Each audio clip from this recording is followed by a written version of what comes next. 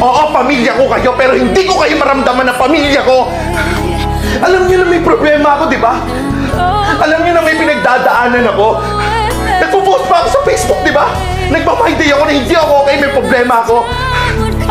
Pero miski isa sa inyo, walang kumamusta sa akin.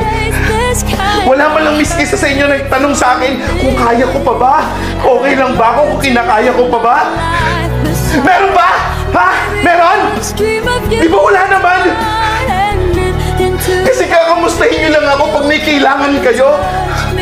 Doon nyo lang ako maaalala pag bayaran, pag kailangan nyo ng pera, pag kailangan nyo ako.